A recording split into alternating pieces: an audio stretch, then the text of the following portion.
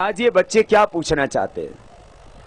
तो अब हम कभी दाईं ओर से कभी बाईं ओर से प्रश्न पूछेंगे। आपको जो भी प्रश्न पूछना हो उसी प्रश्न का हम उत्तर देंगे। हेलो बाबा जी। जी भैया। मैं संतोष भट्ट। मैं यहाँ पे अपने 7-8 दोस्तों के साथ यहाँ पर आया हूँ। सबसे पहले हम सभी की ओर से आपके चरणों में वंदन आप स्वीकार कीजिएगा। हम निश्चित रूप से गौरवान्वित महसूस कर रहे हैं आप पिथौरागढ़ शहर में आए हैं। बाबा जी मेरा एक प्रश्न था आपसे। मेरा प्रश्न ये है कि लाल कृष्ण आडवाणी जी रथ यात्रा निकाल रहे हैं, आप स्वाभिमान यात्रा निकाल रहे हैं। आप दोनों की यात्राओं में क्या अंतर है और आप इसे किस तरह से लेते हैं? और दूसरा प्रश्न मेरा यह है कि आपका इस भारत स्वाभिमान यात्रा का एजेंडा क्या है, आपकी भावी योजनाएं क्या हैं? Thank you. देखिए, राजनीतिक लोगों के बारे में मैं ज्यादा टिप्पणी नहीं करना चाहता। इतनी बात कहना चाहता हूं, भ्रष्टाचार के खिलाफ जो भी आवाज उठाए हमें सबका स्वागत करना चाहिए। कोई आवाज तो उठाए ना। जब लोगों से प्रॉमिस करेंगे तो उनको काम भी करना पड़ेगा।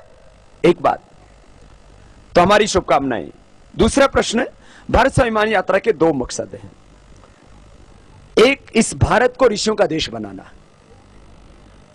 हम सब ऋषि पुत्र हैं, हम सब आर्य पुत्र हैं, हम सब भारत माता की संतान हैं, हम सब ईश्वर पुत्र हैं और हमारे आचरण को देख करके नहीं लगता हम उसके लायक हैं।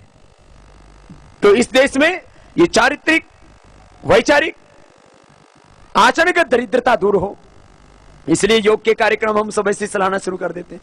और दूसरा मकसद है आर्थिक दरिद्रता दूर करने के लिए पूरे देश को संगठित करना और जागृत करना।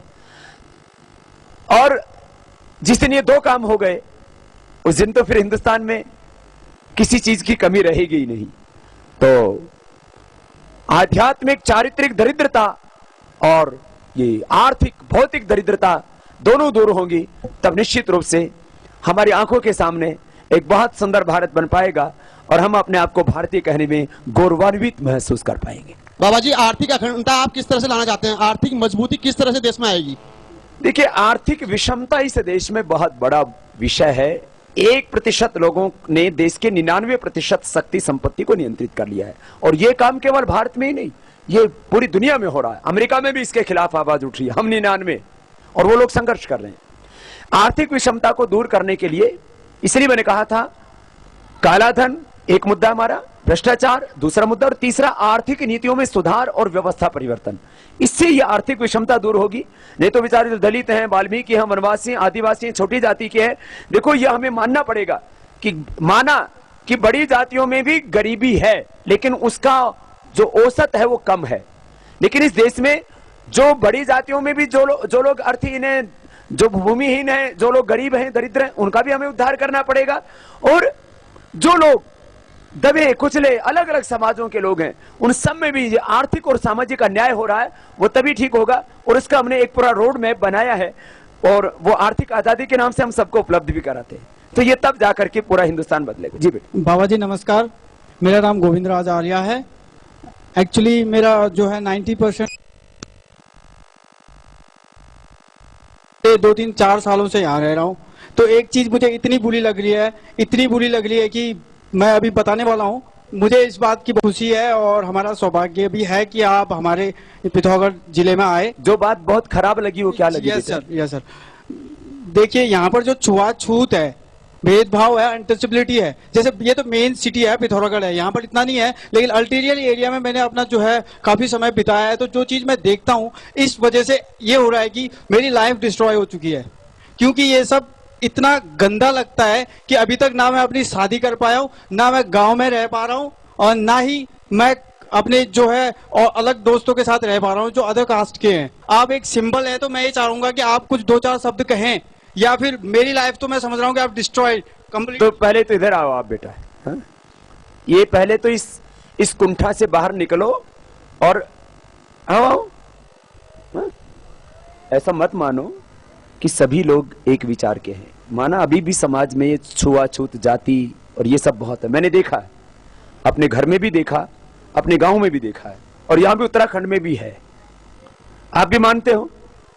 जो बेटे ने बात कही है बड़ी बात है। देखो, पूरे उत्तराखंड में जो भी लोग गांवों से हैं और जो मुझे सुनते हैं, पूरा हिंदुस्तानी सुनता है, हमको जाति के नाम पर छुआछूत नहीं मानना चाहिए। हमारी एक ही जाति है, मनुष्य जाति। हमारी जाति क्या है बोलो, अरे जोर से तो बोलो, मनुष्य जाति। मनुष्य जाति है। फिर ये जातियों के नाम पर, ये छोटी जाति का, ये बड़ी जाति का है? और इसके नाम पर हम एक दूसरे से भेदभाव करते हैं, ये नहीं होना चाहिए बिल्कुल भी, है ना? तो आपस में जो बच्चे स्कूल के हैं, कॉलेज के हैं, वो कभी भी किसी को, एक दूसरे को छुआछूत मत मानना। आप लोग बिजनेस में हैं, कहीं पर भी हैं, जहां तक हो सके वहां तक आप इस चीज को मिटाने की कोशिश करो और लोगों को समझाने की कोशिश करो। मैं खुद इस बात को प्रामाणिकता से इसलिए कह रहा हूं, ऐसे तो मैं 15 साल पहले ही अनाज छोड़ दिया था, लेकिन मैं सब्जी भी खाता, दूध पीता। तो एक राजस्थान का हरिजन परिवार का, जिसको दलित कहते हैं, दलित परिवार का मैंने एक लड़का रखा हुआ था, वही मुझे दूध देता था, वही मुझे मेरा जो भी मैं प्रसाद लेता हूं प्रसाद देता था। एक कुछ लोग अपने आप को बहुत बड़ी जाति का मान करके बहुत गौरवान्वित महसूस करते हैं और दूसरों को अछूत मानते हैं। वो मेरे पास आए, बोले बाबा जी हम तो ब्राह्मण का हाथ का ही खाते हैं। मैं उनको, हमारे यहां मोहर सिंह है, मैंने उनके हाथ का खिला दिया। मैंने कहा कैसा लगा? बोले बाबा जी आपके यहां करके तो हम एकदम धन्य हो गए। मैंने जब खा लिए, मैंने कहा तुम्हें मैंने हरिजन के हाथ से खिलवाया है।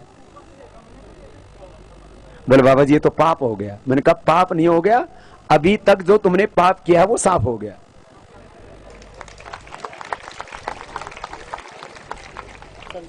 क्यों ऐसी भावना हम रखते हैं? ऐसी भावना हमको कभी नहीं रखनी, है ना? और बेटा आप भी ऐसा कभी मत सोचो। सभी जातियों के अंदर अभी लोग इससे दूर हट रहे हैं, ब्राह्मण हो, क्षत्रिय हो, वैश्य हो, है ना? मैं इसलिए बोल रहा हूं, हम इस बात को, कोई बात नहीं बेटा, मैं बोल रहा हूं, इसके मन में पीड़ा बहुत है। बहुत अच्छी बात है। तो मैं लाड प्यार कर रहा हूं तो दूसरों को क्यों देखता है? बात सुनिए, मुझे एडवर्टीजमेंट करने का मौका दीजिए आप। ऐसा है? मुझे अपने साथ शामिल करिए, मैं अपनी लाइव इस चीज के पीछे चलो ऐसा करता हूं, तुम पतंजलि योगपीठ में आ जाओ, मैं तुम्हें नौकरी भी देता हूं। और बता, मैं ये और जब वहां नौकरी करेगा तो शादी भी अच्छी हो जाएगी। अभी शादी नहीं, it's okay.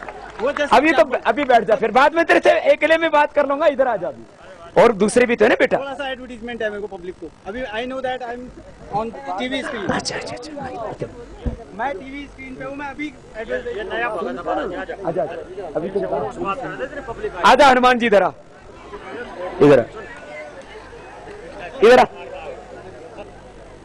जूते उतार के आएगा अभी, समझदार है, पी करके भी होश तो है, हैं?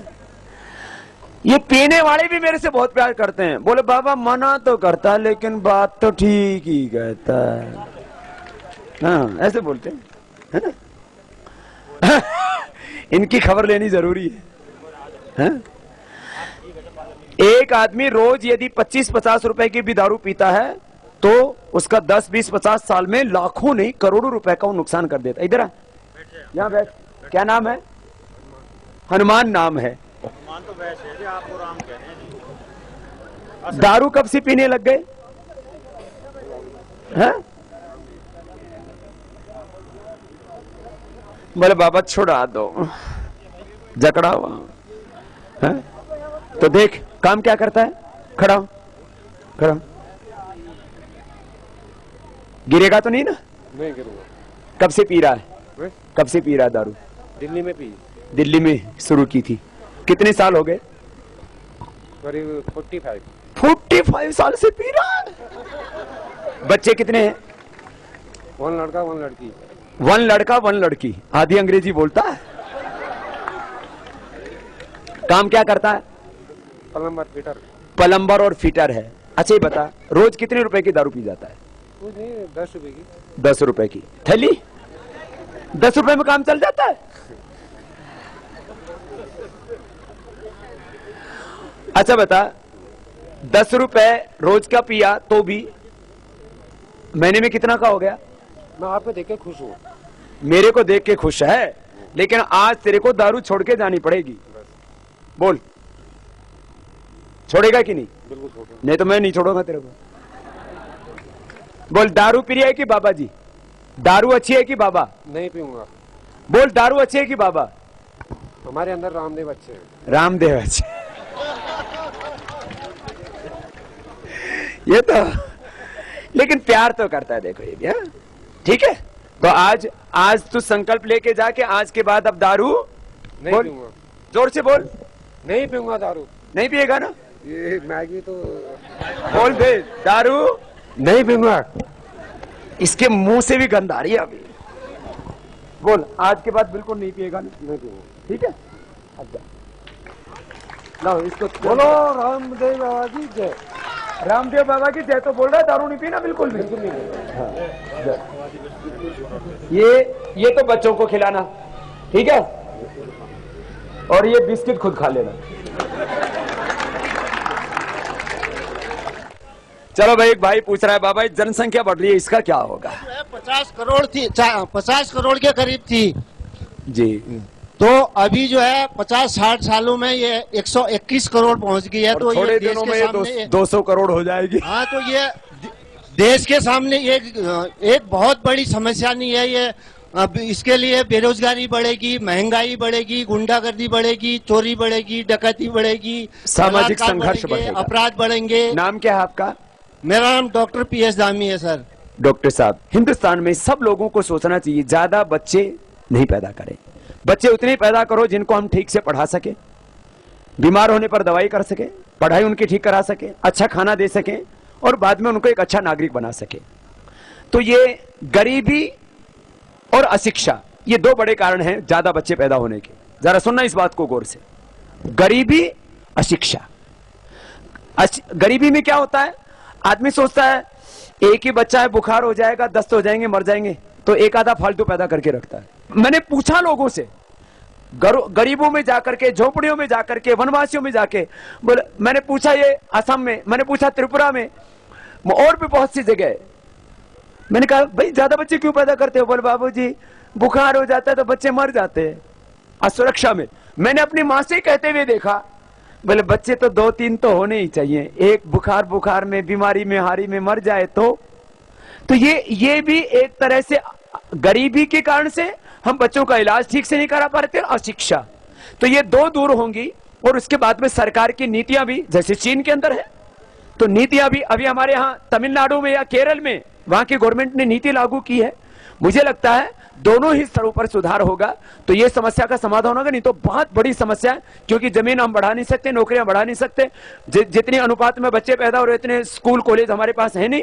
ये बहुत बड़ी समस्या है, और जो पैदा हो चुके हैं उनको अपनी ताकत बनाना भी समस्या, नहीं तो वो नक्सलवादी बनेंगे। जी बेटा। आपके चरणों में सत सत नमन। मेरी आंखों को विश्वास नहीं हो रहा है कि आप मेरे सामने हो। और क्या कहते हैं, मैं आपसे एक सवाल पूछना चाहता हूँ कि आदमी जिम्मेदारी लेता है और उस जिम्मेदारी को पूरा उसका करना उसका धर्म होता है। आपने इस राष्ट्र को ऊंचा उठाने के लिए इतना बड़ा त्याग किया है, और आप इस कार्य को अंजाम देंगे, मुझे पूरा विश्वास है।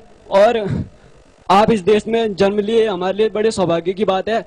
और मैं ये कहना चाहूंगा कि जो इतने बड़े देश का नेतृत्व कर रहे हैं ये हमारे माननीय प्रधानमंत्री मनमोहन सिंह जी, मैं इनसे कहना चाहूंगा अगर ये कुछ नहीं कर सकते इस देश के लिए तो इनको अपनी कुर्सी छोड़ देनी चाहिए। और क्या कहते हैं, इतने देशभक्तों ने इस भारत के लिए अपनी जान दी है, और ये उन शहीदों का अपमान है अगर इस देश को ये आगे नहीं ले जा पा रहे। तो इनकी बात हम जरूर प्रधानमंत्री तक पहुंचा देंगे। बच्चों को एक बार बहुत बहुत शुभकामनाएं। बच्चों के अंदर एक हौसला तो पैदा हुआ है कि आखिर अब देश के बारे में हमें सोचना पड़ेगा सबको मिलकर के। हाँ, मेरा नाम उमेश वाफिला, विवेकानंद विद्या मंदिर से हूँ मैं। जी बेटा। मेरा एक प्रश्न था, जैसे कि कोई विदेशी अगर भारत में आता है, जैसे पाकिस्तान से कलाकार आए थे, एक शो हुआ था बिग बॉस, और उसके बाद भी 15 विदेशी पाकिस्तानी भारत में आए और यहाँ बस गए। 5 साल की नागरिकता के बाद भी वो यही है, जबकि विदेशों में इंग्लैंड और अमेरिका में ऐसा हुआ है कि कोई भारतीय अगर वहां जाता है तो 5 साल की जॉब के बाद उसे नागरिकता नहीं मिलेगी, जबकि वो वापस आ जाएगा। अब भारत में ऐसे ही करके विदेशी कंपनियां आ रही हैं, वो आ रही हैं, जिससे भारत के जो आम नागरिक है उसको कोई जॉब नहीं मिल पा रही है। तो एक इसमें मतलब जो ये बड़ा प्रश्न है बेटे का। इसमें जो एक मिनट, देखो अपने देश में लोगों को जॉब नहीं है, विदेशों में मैं खुद जाता हूं तो हमसे भी वहां पर जब हम योग सिखाने भी जाते हैं तो वहां योग वाली संस्थाओं से एनओसी लेनी पड़ती है हमको कि हम वहां योग सिखाने जा रहे हैं, उनको नुकसान तो नहीं होगा कोई।